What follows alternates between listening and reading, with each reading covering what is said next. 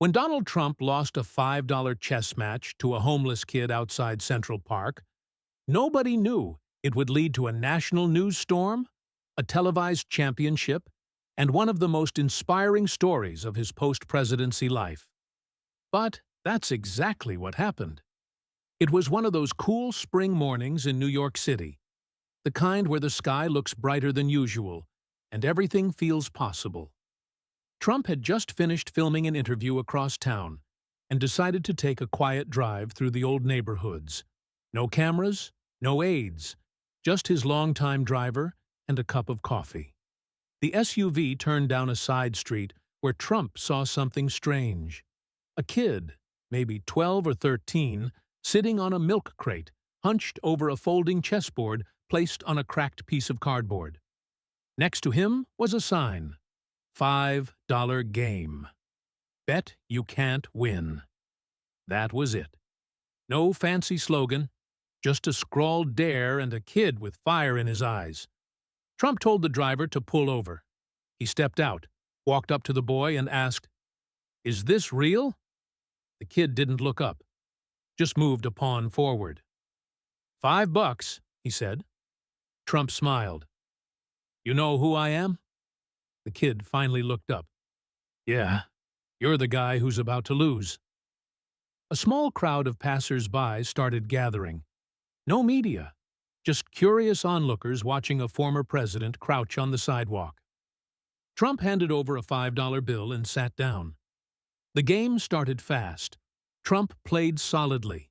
He knew the basics, had played in college, and understood control of the center. But 5 minutes in, he knew something was off. The kid wasn't just good. He was brilliant, calculated, calm. His eyes scanned the board like radar. Within 11 minutes, Trump was checkmated. "Rematch," Trump said. "Another 5, another loss, this time in 9 minutes." The crowd clapped, and Trump laughed. "You hustling me, kid?" The boy shook his head. "Nope, just trying to eat." Trump asked his name. The kid hesitated. "They call me Bishop," he said. Trump smiled. "That's your real name?" The kid shrugged. "It's the one that matters." That answer stuck with him. Trump reached into his coat and handed over a $100 bill. "Lunch on me?" The kid looked at it like it was gold. "Thanks." Trump stared at the board. "You always play here?" "Most days," Bishop said. "Better than shelters, and people pay to lose." Trump grinned. "You're something else, kid." Then he stood up, turned to the crowd, and said, "I'll be back tomorrow." The next morning, he came back. No press, no fanfare, just Trump and his driver. And Bishop was there, waiting. "Ready to lose again?" the kid said. Trump laughed. They played 3 games. Trump lost all 3. By the 3rd game, a small crowd had formed again. This time with camera phones, the story began to leak online. Trump loses chess match to homeless prodigy. The headlines exploded. Trump didn't care. He was focused on one thing. Who was this kid, and why was he on the streets? That night, Trump called a friend in child services. Quietly, no publicity, no names, just a question. What happens when a genius ends up homeless? The next day, Trump brought someone with him. A chess coach, national ranking, former champion. The coach played Bishop, lost in 12 minutes. "He's gifted," the coach said after. "I've never seen instincts like that at this age." Trump nodded. "Let's get him off the street." But it wouldn't be that simple. Bishop didn't trust adults, didn't trust the system. Said he'd been through it already. Foster care, broken promises, group homes where he got beat up and ignored. "I'm better off on the sidewalk," he said. "Sidewalk doesn't lie to you." Trump sat beside him, quiet, thoughtful. "You beat me in chess," he said, "but I'm going to beat the system for you. That's a promise." Bishop looked up. "Why?" Trump leaned in. "Because you matter." The next week was a storm. Media picked it up. Cameras came. Talk shows wanted interviews. But Trump kept it quiet. He met with the kid privately, introduced him to a small foundation he'd helped start after leaving office, one that provided anonymous support to talented children who'd slipped through the cracks. They found a place for Bishop to stay. Not a group home, a retired couple in Queens, chess lovers, safe, kind, patient. Bishop was hesitant, but he agreed. Trump visited 3 times that month, always low-key, always direct. "You're gonna do something big," he told Bishop, "but not just with chess, with your voice, with your story." The boy didn't answer, just nodded, and kept playing, quietly, brilliantly, preparing. The first time Bishop walked into the Queen's Park Invitational, he wore an oversized hoodie, off-brand sneakers, and a face that didn't blink. Most of the other kids had uniforms, coaches, and nervous parents whispering in the background. Bishop had none of that. Just a duffel bag, a granola bar in his pocket, and a folded-up note from Trump that simply said, "You already won. Now show them why." Trump wasn't there in person. He didn't want cameras, didn't want the attention. But he called Bishop that morning. "Play like it's still cardboard and concrete," he said. "That's your edge." The tournament director almost didn't let Bishop register. "You need a sponsor," the man said. "He has one," came a voice from the hallway.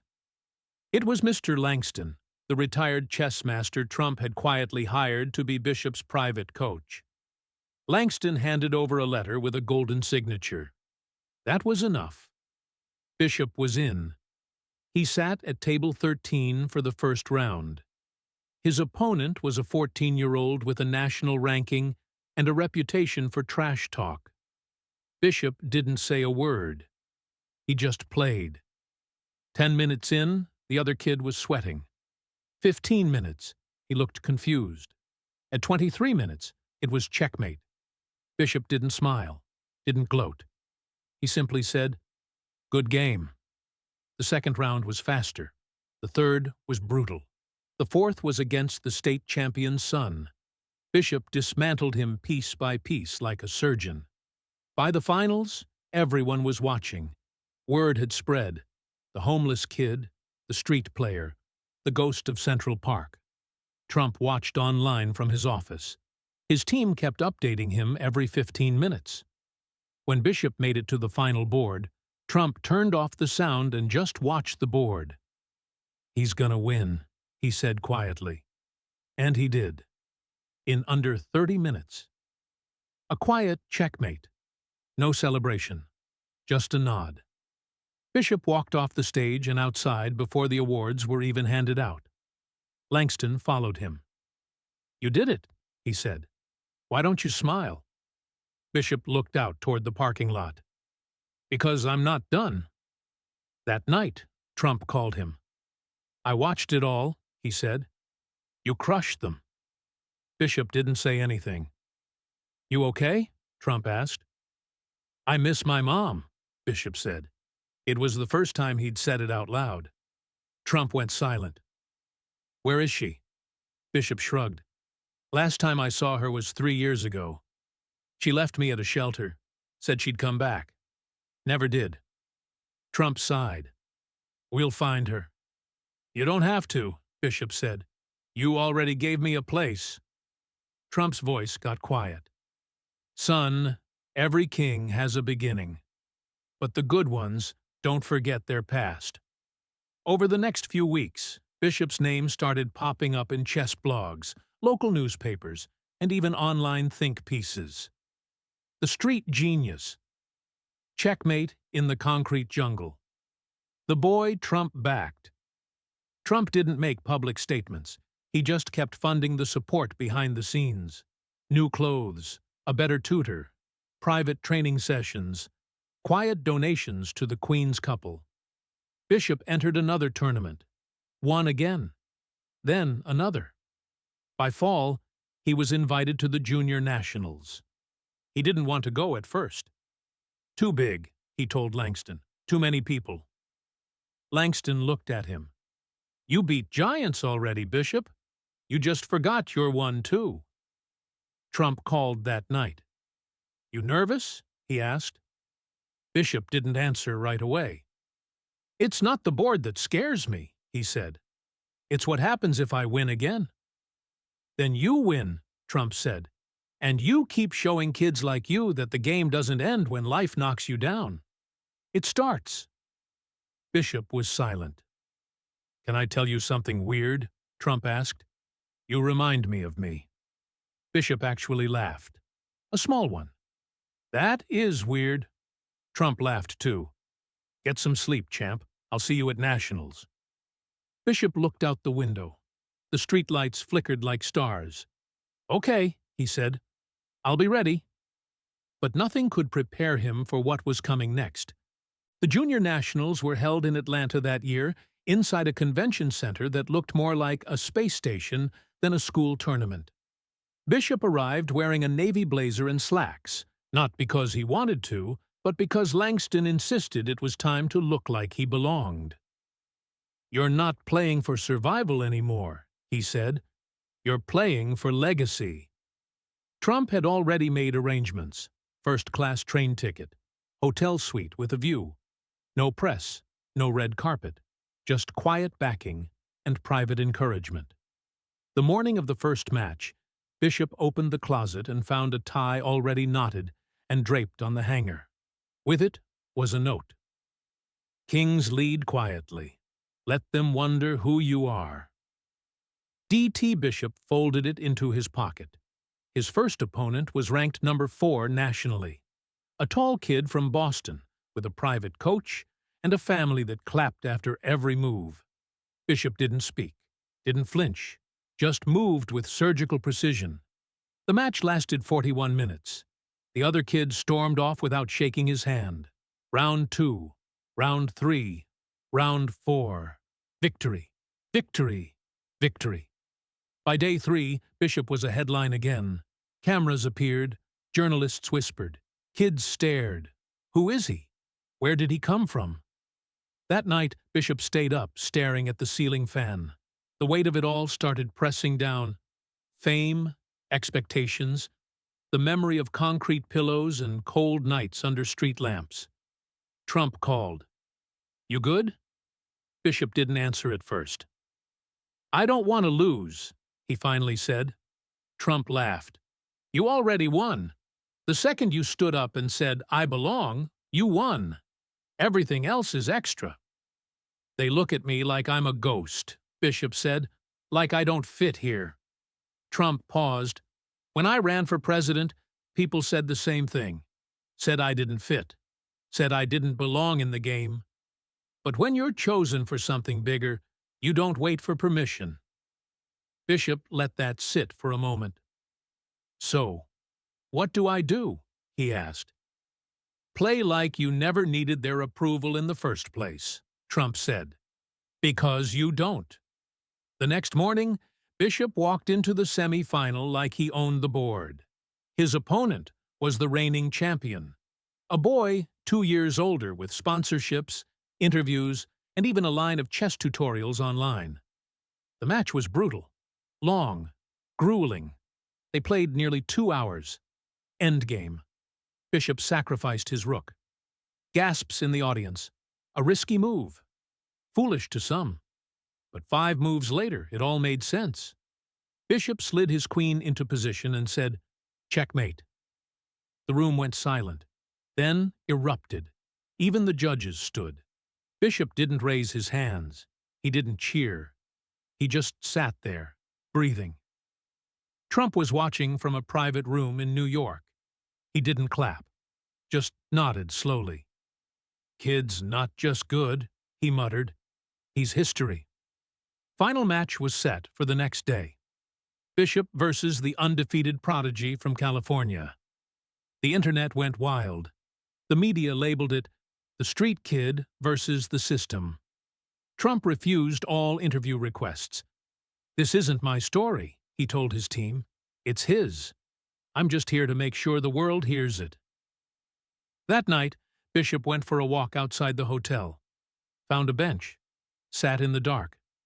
A man approached, wore a staff badge, carried a clipboard. "They say you used to live on the streets," he said. "That true?" Bishop nodded. "Where's your family?" "Gone," Bishop said. "I'm the only one left on the board." The man paused. "You're gonna win tomorrow. You know that, right?" Bishop didn't say anything, just stared at the moon. "Even if you lose," the man added, "you already showed them what greatness looks like." Bishop looked at him. "Then why do I feel like I'm still in the middle of the game?" The man smiled. "Because the real victory's never on the board." Bishop went to bed with that sentence echoing in his mind. And he slept soundly, for the first time in years. The lights in the championship hall were blinding. Cameras buzzed. Commentators whispered into tiny microphones. 2 chairs, 1 table, 64 squares. Bishop stepped onto the stage and heard the applause, but didn't react. His opponent, Carter Lynn, the undefeated teen phenom from California, had already been seated. Carter smiled politely and extended his hand. Bishop shook it without a word. The announcer welcomed the crowd and read their names. Trump wasn't there, not physically, but Bishop knew he was watching.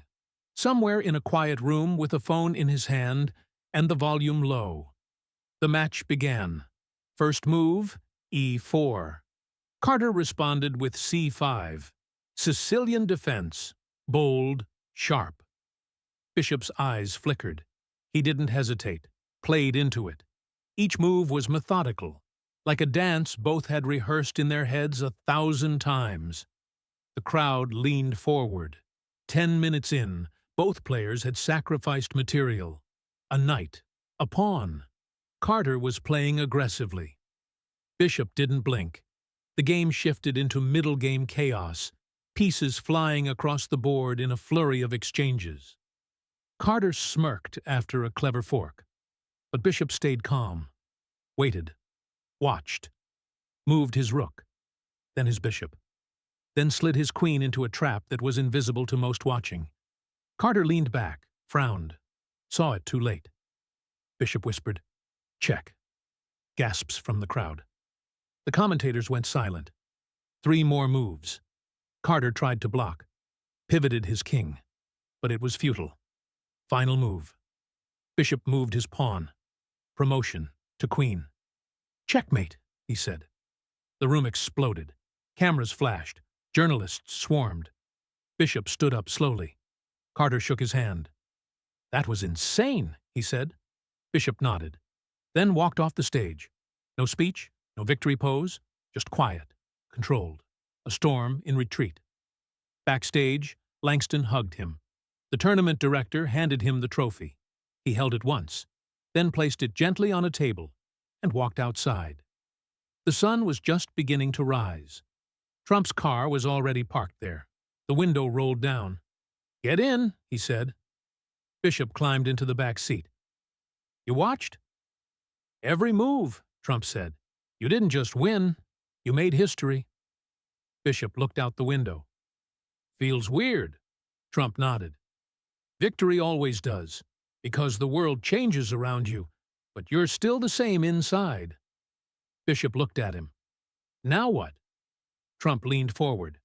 "Now we build the next board." Over the next few weeks, the story dominated headlines. From sidewalk to checkmate. Trump-backed teen takes national title. Homeless prodigy shocks America. Offers flooded in. Sponsorships, scholarships, TV interviews.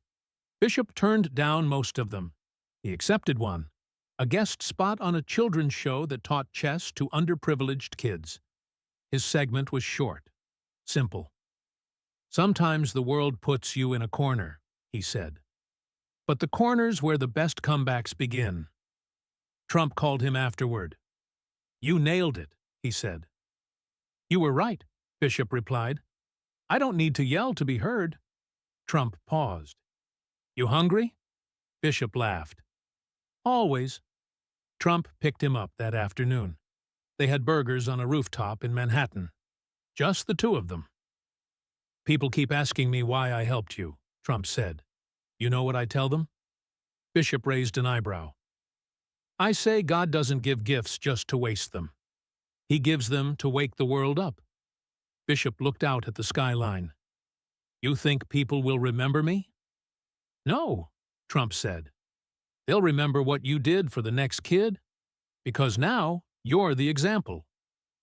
Bishop thought for a long time. "So I guess I have to keep playing?" "No," Trump said. "Now you have to keep leading." The wind picked up. It smelled like spring. And for once, it didn't smell like asphalt or cigarette smoke or street food. It smelled like tomorrow. Bishop didn't play in another tournament for almost a year. He turned down invites to Europe, declined endorsement deals, ignored agents. Instead, he did something no one expected.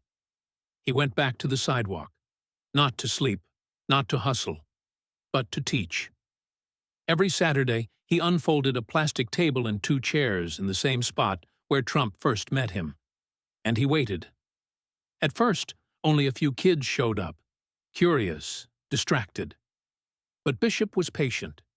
He taught them how to move the pieces, how to see patterns, how to think 3 steps ahead in a world that barely let them think past dinner. Word spread. A few weeks later, there were 15 kids. Then 30. Then an entire sidewalk chess club. Trump heard about it and called him. "What are you doing out there?" "Fixing the board," Bishop said. "One game at a time." Trump smiled through the phone. "That's a power move." Bishop didn't stop there. With Langston's help and quiet funding from Trump's foundation, he launched the Bishop Project, a free after-school program for inner-city kids that used chess to teach discipline, critical thinking, and resilience. "Chess saved my mind," Bishop said during a short online promo. "Now I want it to save someone else's future." He wasn't trying to be famous. He was trying to be useful. Trump visited one evening without warning. No press, just a quick walk through the program headquarters, set up in an old community center. Bishop was running drills with 3 kids. He looked up. "You're early," Trump laughed. "You're late." They sat in a side room while the kids played. "You ever think about what would have happened if I hadn't stopped that day?" Bishop nodded. "Yeah, I'd still be out there, alone." Trump was quiet for a moment. "You were never alone. You just didn't know anyone was watching." Bishop looked down. "Why did you even stop?" Trump leaned back in his chair. "Because I saw fight in your eyes, and I know what that looks like. I've had that same look staring back at me in the mirror." Bishop tapped his fingers on the table. "You changed everything." "You changed it," Trump corrected. "I just gave you the opening. You made the move." That night, Bishop stayed late, cleaned up after the kids left. He stood alone in the empty chess room, staring at a white king lying sideways. He picked it up, set it upright, then turned off the lights. Months passed. Bishop's story became a documentary. Not the flashy kind, just a quiet film about a boy, a board, and a second chance. Trump narrated it. No politics, no branding, just his voice telling the story of how a game built for kings saved a kid who started as a pawn. It premiered online. Millions watched. Schools began ordering chess sets. Teachers emailed the Bishop Project for advice. Cities started programs of their own. And somewhere along the way, Bishop stopped being the kid Trump helped. He became something else. A leader, a symbol, a new kind of champion. And yet, he never left the sidewalk. Every Saturday, rain or shine, he still showed up, still played, still taught. Because some victories aren't loud, they're steady. And because even kings remember the cold. It was a Thursday morning when Bishop got the call. A private school in D.C. wanted him to speak. Not just about chess, but about change, about grit, about silence and storms and second chances. He didn't want to go at first. "I'm not a speaker," he told Trump over the phone. Trump replied, "You weren't a chess master once either." So Bishop packed his duffel, the same one he'd used when he was homeless, and boarded a quiet train south. When he walked into the auditorium, 500 students sat waiting. Teachers in the back, a few reporters near the wall. The stage was simple: a single microphone, a chessboard on a stool. He stood in silence for a few seconds before he spoke. "I used to sleep outside train stations," he began. "I used to think, if I disappeared, nobody would notice. Then I met someone who looked at me and said, 'You matter.' That moment changed everything." He talked about the first $5 match, about the cardboard sign, about the stranger in the suit who didn't just see him, but believed in him. He didn't say Trump's name. He didn't have to. Everyone already knew. After the talk, students lined up to ask questions. One girl asked how to deal with anxiety. Another asked if it was okay to fail. Bishop told them failure wasn't a wall. It was a door. But most of all, he told them to look around. "Somebody in this room feels invisible. Be the one who sees them." The video of his speech went viral within days. Millions watched. Principals shared it in classrooms. Parents posted it with tears in their captions.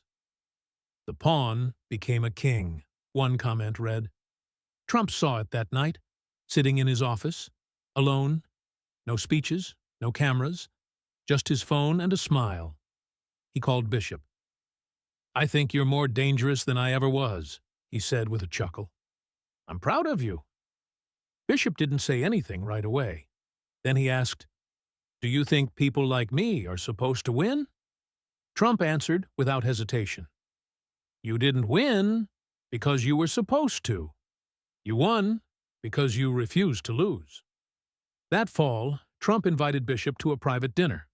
Just a few people: supporters, veterans, educators. No fanfare, just a quiet evening of stories and shared purpose. During the meal, Trump stood up and tapped a glass. "I want to say something," he said. The room hushed. "There's a lot of talk about what makes America strong. Some say power, some say money. I say it's stories like his."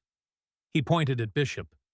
"He reminded me of something I almost forgot, that one person can still make a difference, and that when you lift someone up, they might just lift the world." The room applauded. Bishop looked down, embarrassed, but also proud. That night, Bishop walked outside alone, stared up at the stars, thought about his mom, thought about the nights he had nothing but a hoodie and a cracked chessboard. And for the first time he whispered, "Thank you." Not to anyone in particular, just to life. To the God he wasn't sure he believed in, but maybe always had. Then he pulled out a pen and wrote a new sign on the back of an old chess scorecard. It said, "Your move." He posted it above his desk and kept going. It was winter again.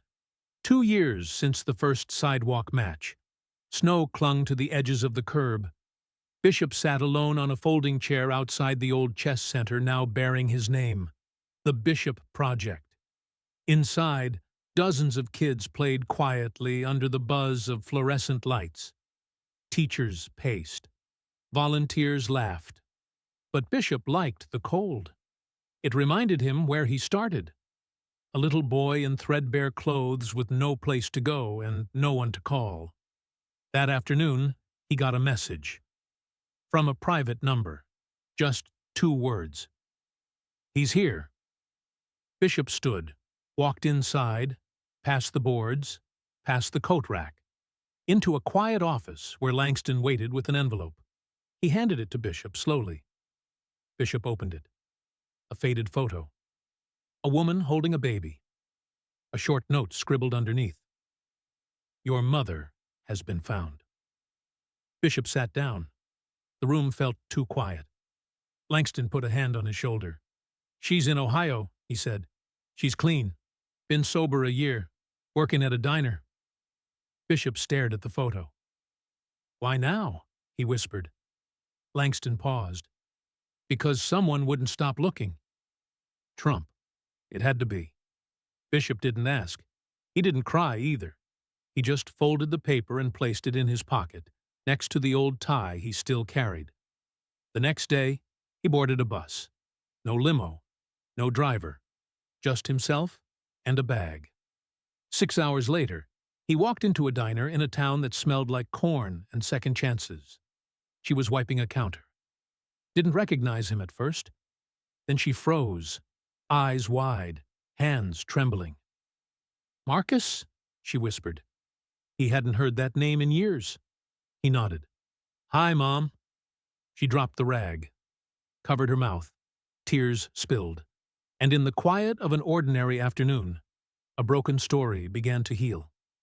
They talked for hours, over pancakes and coffee and memory. She apologized again and again. He listened, said he forgave her. She said she never stopped praying. He said he never stopped waiting. That night, Trump called. How'd it go? Bishop didn't speak for a moment. Better than I thought. Worse than I expected. But real. Trump let out a breath. That's all you can ask for. Bishop asked, Why did you do it? Trump replied, Because you were missing your queen. Bishop laughed. I thought you didn't like chess metaphors. I don't, Trump said, but this one's worth it. Over the next few months, Bishop stayed in touch with her, helped her move, helped her start again, quietly. No press, no posts, just love without cameras. At a spring event for the Bishop Project, Bishop gave a short speech. His mother was in the back row. Trump sat in the front. Bishop stood at the mic. Most of you know my story, he said. But what matters isn't how it started. It's what we do with the moves we're given. I was a pawn once. Now I teach kings and queens. But the best part isn't the game. It's the people who show up when you're losing. He looked at Trump. This man showed up. Trump nodded slowly. The crowd clapped. Some cheered. One boy in the audience held up a sign that said, Your move. Bishop smiled, because he knew it wasn't just a game anymore. It was a movement. By the time Bishop turned 18, the world had already started calling him the voice of a new generation. But he didn't like the title. He still preferred silence, still walked to work, still kept the tie Trump gave him folded in his wallet like scripture. One day, an email arrived from the International Chess Federation. Invitation to compete globally. All expenses covered. Top players. Top stakes. Bishop stared at the screen. He hadn't played competitively in over a year. Langston looked over his shoulder. What's stopping you? Bishop shrugged. I don't need to prove anything. Langston nodded. Maybe not. But what if it's not about proving? What if it's about showing them they're not alone? Bishop looked up. Like I wasn't? Langston smiled. Exactly. Trump called later that night. You thinking about going? Bishop hesitated. Do you think it matters? Trump didn't pause. It matters if you say something through the moves. Not for trophies, but for the kid watching who doesn't think he belongs. Bishop exhaled. Okay, I'll do it. The tournament was held in Barcelona. The air was warm and salt-laced. Bishop stepped onto the stage for his first match in over a year. His opponent was 32, a grandmaster from Russia. The crowd didn't know what to expect. Bishop moved first, e4, and it began. The rhythm returned like a song he hadn't played since childhood. 5 matches, 5 wins, 1 draw, then the final, versus the reigning world champion, an older man with calm eyes and steel nerves. Before the match, the champion leaned over and whispered, "You don't play like an American." Bishop whispered back, "I don't play like anyone."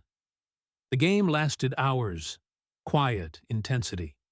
Every piece fought for space, every breath timed to the clock. In the end, Bishop saw something the champion didn't. A diagonal weakness. A trap 3 moves deep. He took it. Check. Then silence. Then applause. Then reporters. Headlines around the world. Former homeless teen, now world champion. From street corner to chess throne. Trump called him on the flight home. "That last move," he said, "you saw it before anyone else." "Had to," Bishop replied. "No one gives second chances on purpose." Trump chuckled. "So, you take them by force?" "No," Bishop said. "By faith." That line stuck. The press quoted it. It ended up on posters, on shirts, on bookmarks handed out at chess programs started in cities Bishop never visited. But it didn't go to his head. He went back to work. Back to Saturdays. Back to street corners and free lessons and cups of coffee shared with kids who didn't yet believe in themselves. He visited jails, schools, shelters, always with a board, always with a message. And people listened, because when you've survived the silence, your voice carries something others don't. Truth. One day, he got another letter, this time from the White House. An invitation, private ceremony, a medal. He didn't know what to say, so he called Trump. "Should I go?" Trump laughed. "Of course you go. You're what the medal means now." Bishop smiled. "You coming with me?" "Wouldn't miss it," Trump said. "Besides, they owe me a decent dinner." The event was quiet. Small room, few cameras. Bishop wore a simple suit. Trump walked beside him. The president handed over the medal, praised his legacy, his humility, his impact. But Bishop only said one sentence at the podium. "I was a pawn, but someone believed in me, and now I teach others how to believe too."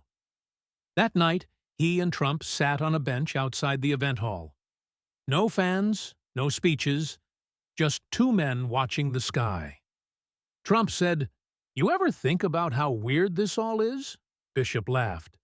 "Every day." "You're the kind of story that makes America look in the mirror," Trump said. Bishop nodded. "And remember what we're still capable of." The wind blew cold, but it felt good, because they weren't done yet.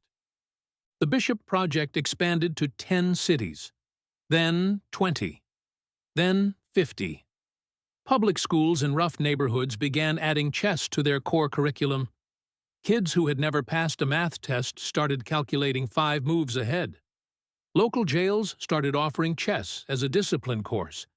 Inmates competed, read, changed. Something about the game gave people permission to imagine more. Bishop kept traveling, quietly, no entourage, just a board and a story. He never charged a dime, never asked for attention, just played, just taught. One night, Trump invited him to a small gathering. Old friends, allies, donors. He asked Bishop to speak. Bishop almost said no, but he stood anyway. "I was 13 the first time I saw him," he said. "He didn't see a homeless kid. He saw a competitor." The room went silent. "He didn't hand me a trophy. He handed me time. He gave me what every kid needs, someone who believes before the world does." He paused. "If that sounds political, it's not. It's personal." Trump looked down, emotion behind his eyes. After the dinner, they sat outside again. Trump looked tired, but proud. "You're not a kid anymore," he said. "You're a leader." Bishop nodded. "Feels strange." Trump chuckled. You'll get used to it. The spotlight doesn't shrink, but you learn how to stand in it without burning. Bishop stared into the night. You ever regret it? Helping you? Number walking past. Trump smiled. Number, I think I was supposed to lose that day. Bishop laughed. Twice. Trump nodded. Best loss I ever took. A few weeks later, Bishop returned to the spot where it all began. The same sidewalk, same cracked curb, same spot under the rusted street lamp. He set up the board, sat alone, and waited. A boy walked up. Small, nervous, no shoes, just socks and a hoodie. $5? He asked. Bishop smiled. Free. They played. The boy lost, but learned. Bishop gave him the board. Keep practicing, he said. You'll beat someone bigger someday. The boy looked confused. Why are you doing this? Bishop replied without thinking. Because someone did it for me. That night, Trump texted. Still teaching? Bishop replied. Always. Trump sent back a thumbs up. Then another message. Proud of you. You flipped the whole board. Bishop stared at the screen, then typed slowly. So did you. He turned off the phone, sat in silence. Let the night speak. He didn't need to prove anything anymore. His story was bigger than the game now, and it wasn't over yet. The next chapter didn't start with a headline or a camera. It started with a knock on Bishop's apartment door. Early morning. He opened it and found a young woman holding a backpack and a file. My name's Danielle, she said. I was in the system, too. She handed him the file. Inside were names, dozens of them, kids aging out of foster care, some gifted, some angry, all invisible. I saw your story, she said. They need more than a chessboard. They need direction. Bishop read every name, then made a decision. He and Danielle built a new wing inside the Bishop Project. Not just chess, not just tutoring, life design, financial literacy, storytelling, public speaking, faith, healing.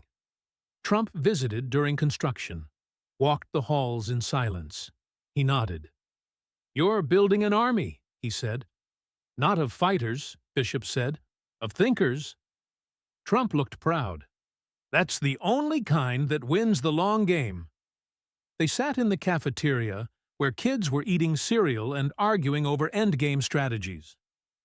You think we're doing enough? Bishop asked. Trump leaned back. Number. But we're doing something. That's where it starts. One afternoon, a news team came to cover the center, asked Bishop if Trump really changed his life. Bishop looked into the camera. He didn't just change my life. He proved to me it was worth changing. The segment aired that night. Millions watched. The clip got shared by veterans, single mothers, teens, pastors. Leadership, one tweet said, is what happens when no one's looking. Months later, Bishop stood at the edge of a stage, preparing to speak to a crowd of 20,000 students. His name was now a curriculum in 5 states. He was on magazine covers, and yet, in his back pocket, he still carried that tie. Still read that first letter when he needed clarity. He opened with the same sentence. I used to sleep under the benches in Central Park. They all leaned in. Then one man stopped and played a game with me. And because he played, I started winning. He told the full story, from sidewalk to Spain. From silence to stages. From pawn to mentor. He didn't mention politics. He didn't preach. He just showed what belief looked like when it's followed through. That night, back in his hotel room, he got a call. Trump. Heard you lit the place up, Trump said. I told the truth, Bishop replied. Trump paused. So, what's next? Bishop looked out the window at a skyline glowing with possibility. More kids, more stories, more games. Trump said, You ever think you'd get this far? I didn't think I'd get off the sidewalk. Bishop said. Now I think I might just change the country. Trump chuckled. That's the plan. Bishop whispered, Thanks for seeing me when no one else did. Trump said, You were already shining. I just cleaned the lens. The call ended. Bishop sat in silence. Not because he had nothing to say, but because sometimes gratitude is so big, words can't carry it. And sometimes the end of a game is just the start of the next board. The Bishop Project grew roots. It reached deeper than Bishop imagined. Small towns, native reservations, juvenile halls, a prison in Indiana where inmates built handmade chess sets and sent one to Bishop carved from soap and wood. One day, he received a letter written in pencil. No name. Just, I was going to give up. Then I heard your story. I picked up a pawn, and it felt like holding a second chance. Bishop kept that letter folded inside his wallet next to the tie. That winter, a 12-year-old named Isaiah entered the program. Shy, angry, silent, but smart. Smarter than Bishop expected.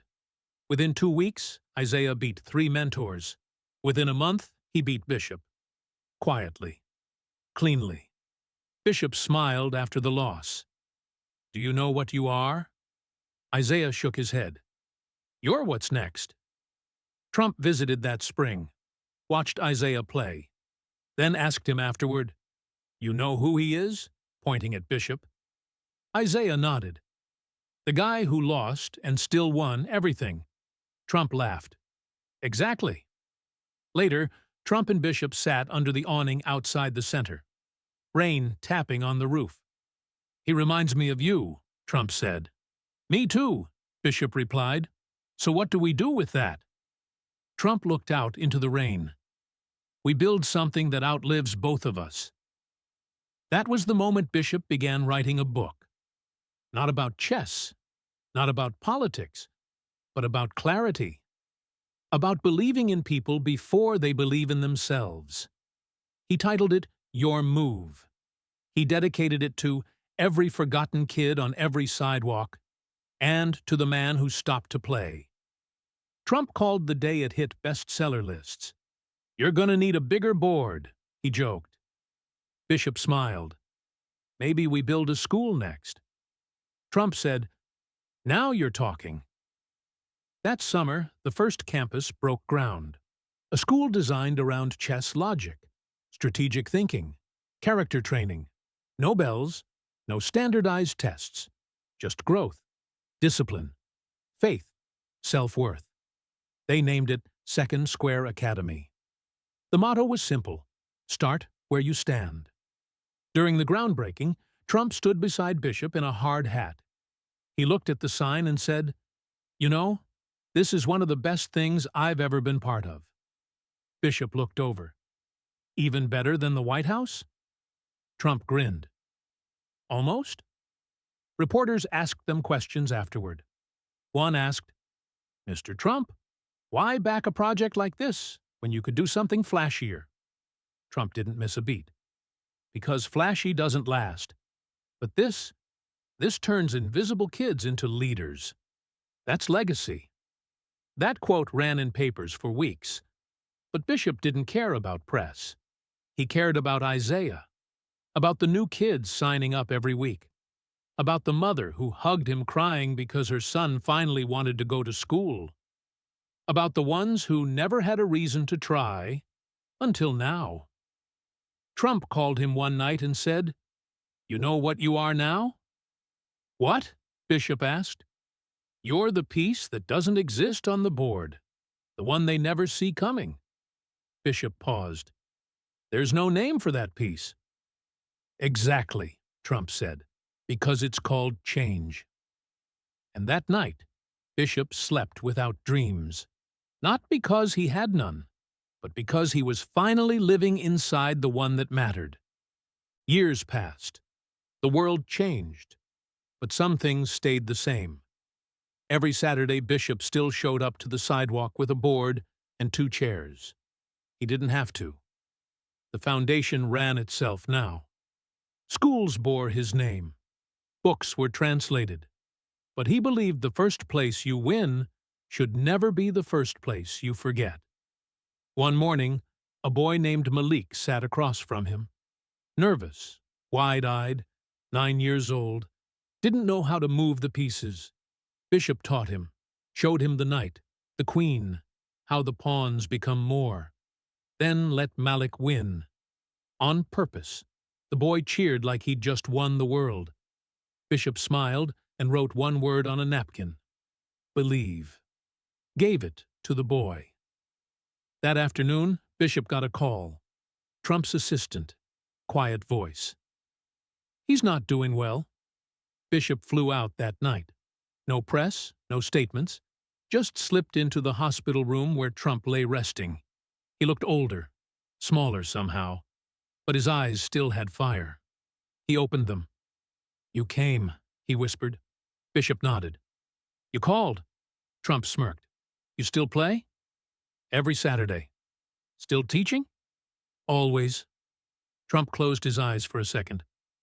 "I lost to the right person." Bishop sat beside the bed.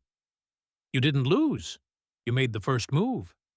Trump said, "Tell me something. Did it work?" "Everything we did?" Bishop leaned forward. "More than you know." Trump's voice got softer. "Then it was worth it." They sat in silence. The kind that isn't empty, but full. Then Trump whispered, "Checkmate." Bishop smiled. "Not yet." He held Trump's hand. And in that moment, there were no politics, no cameras, just two men who changed each other's lives forever. Trump passed quietly the next morning. The world paused. Tributes poured in. Supporters mourned. Critics debated. But Bishop didn't speak publicly. Not for a week. Then he stood at the edge of the same sidewalk where it all began. Reporters waited. Microphones in his face. He held up a single chess piece, a white pawn. "He didn't save me," Bishop said. "He believed in me, and that gave me permission to save myself. That's the power of showing up." He placed the pawn on the board, sat down, and waited. The cameras didn't know what to do, but the people did. They lined up, one by one, to play, to listen, to become. In the years that followed, Bishop's story became curriculum in leadership classes. A statue was built outside the Bishop Project headquarters. It wasn't of Bishop, it wasn't of Trump, it was of 2 chairs and a chessboard. And a sign beneath that read, "One move can change everything." Every Saturday, kids still came. Every Saturday, someone learned how to win by learning how to think. And somewhere, in a quiet room lined with books and boards, Bishop kept a frame on his desk. Inside it, a $5 bill and a note. "You matter. DT." Because that's where the story started. And that's where it never ends.